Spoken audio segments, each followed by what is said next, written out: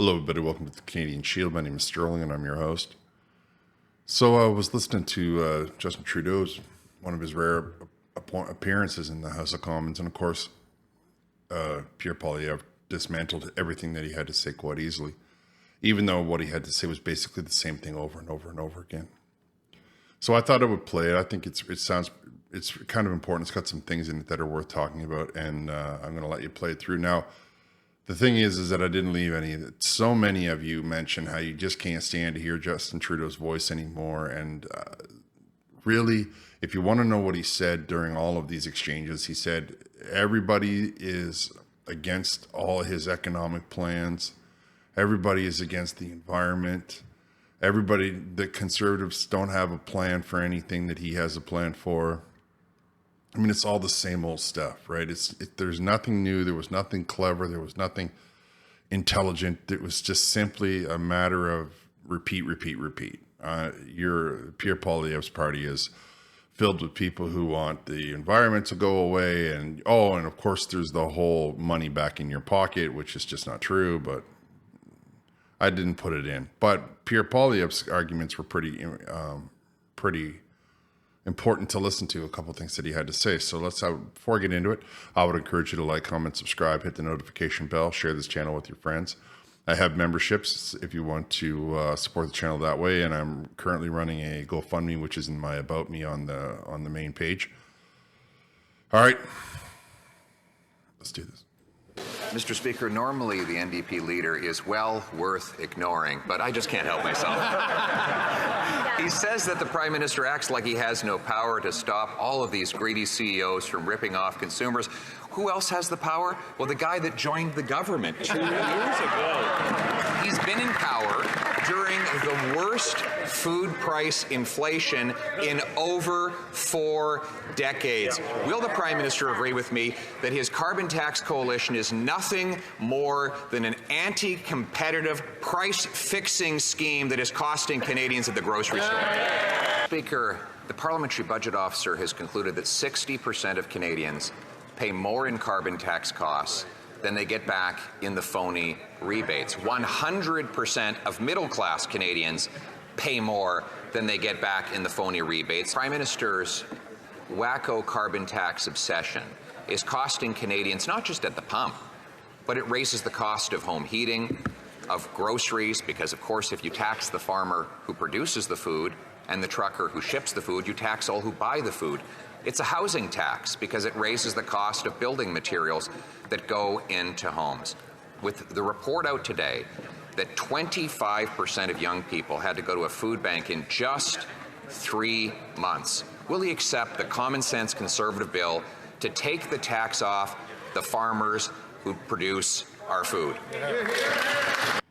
On this one, I would just say something. It's worse than that because everything moves on a truck.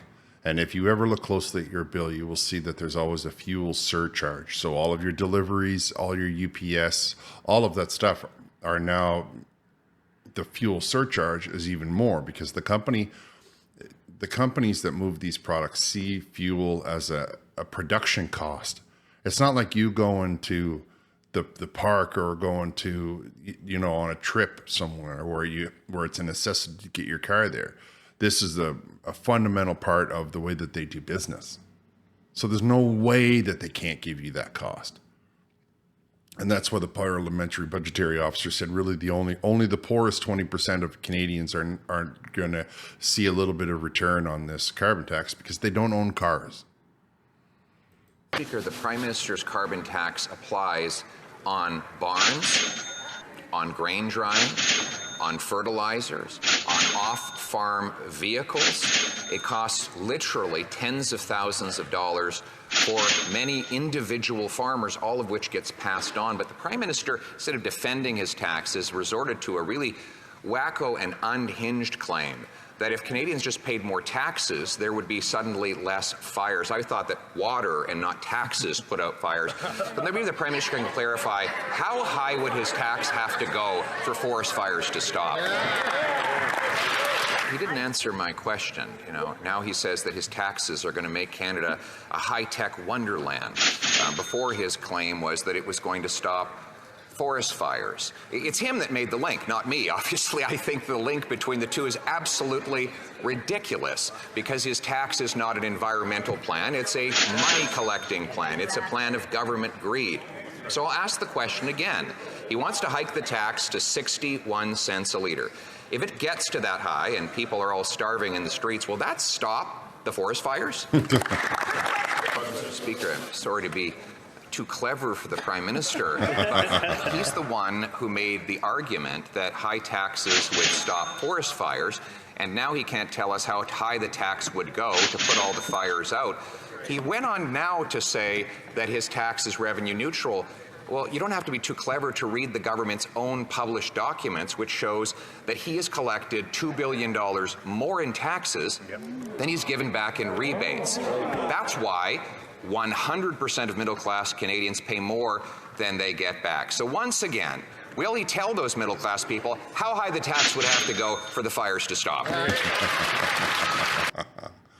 Okay, one of the reasons that I wanted to do this clip is because I want to say out loud finally that there's no way in the world that this is not an argument against climate change. This is not an argument on anything of that nature. What I'm saying to you is that it does not start fires. There are only two ways that you can start a fire. One is man-made and one is nature-made. If you take an ecosystem and an ecosystem meaning nature, and you put it into conditions where it doesn't have what it needs to survive, it just simply dies. What's important is you need to understand that everything has a combustion level, right? It's the degrees that the product needs to get to begin ignition or combustion, right? Because it bursts and that causes flame, because the flame burns all of the various products inside. I don't want to take you too far down the science road. I do want you to understand that it requires, okay, let me put it to you in a different way. Name me one way in nature that you see it start fires by itself. And I guess you could see lava, but let's just take us back through history to when the environment was exactly the way that everybody wanted it to be. Then when there wasn't talk about ozone layers and acid rain and global warming and overcarbon, just go all the way back in your mind and tell me exactly how forest fires, which the worst one so far was in 1903 in, I think, Montana, or it might have been Alaska. Either way, the point I'm asking you, what I want you to explain to me is that how did that forest fire start? There's only one way in nature, because to get a fire, you need to achieve a certain degree of temperature. And dried leaves, if you go out right now, take a bunch of maple leaves and you let them dry to where the moisture content is less than 1%. They needed a combustion level of 300 and something degrees. 300 degrees, not 44 going up to 45. Because what you require is a spark. See? You need a spark. And there's only one spark in nature. And it's a lightning strike, for those of you that haven't put it together yet.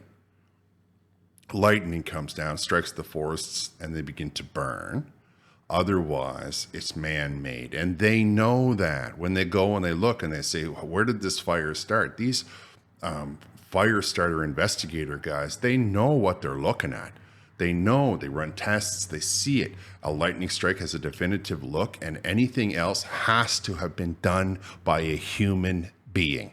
Accidentally, on purpose, I'm not even trying to point any fingers. All I want you to understand is that there's only one way that nature starts a fire, and that if it was increased temperatures, that would mean that homes would just start combusting.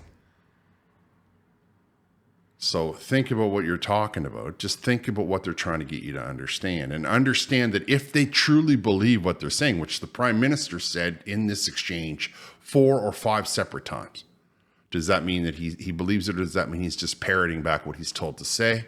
I don't really know.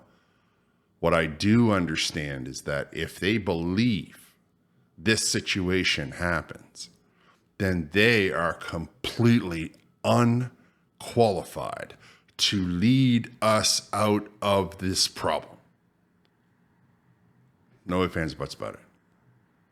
Now, I have positions on the environment. I think that making the water dirty is bad. I think that we absolutely need to be keeping track of all the garbage that we put out, all the plastic, all that stuff. You know, all the gigantic 10-kilometer island of plastic we got spinning around in the South Pacific. I agree that that's kind of stuff that got to be taken care of. I'm not telling you that the carbon tax I don't believe is a good idea. I don't believe it's an effective means. And I don't believe that it's an effective means. I've done videos on it. And I think that there's a flaw in the logic. Let's just say for the sake of argument that they weren't trying to convince you that it's causing forest fires, which it's not. They're trying to tell you that they're making you pay more to do things every single solitary day, like go about your merry life, and then they're giving you that money back. Where in there does that make any sense? Where inside of that? And they're not giving it back to the businesses. That's where they get the $2 billion from. So you got to ask yourself, what's really getting, let's get to the bottom of it. Let's understand exactly what they're basing their argument on. Of course, you can't get them to give you a straight answer, so that'll be a hard thing to do. All right, I'm going to wrap here. I want to thank you all for listening. I'd appreciate it if you would like, comment, subscribe, hit your notification bell, join memberships if you want. I'll talk to you next time.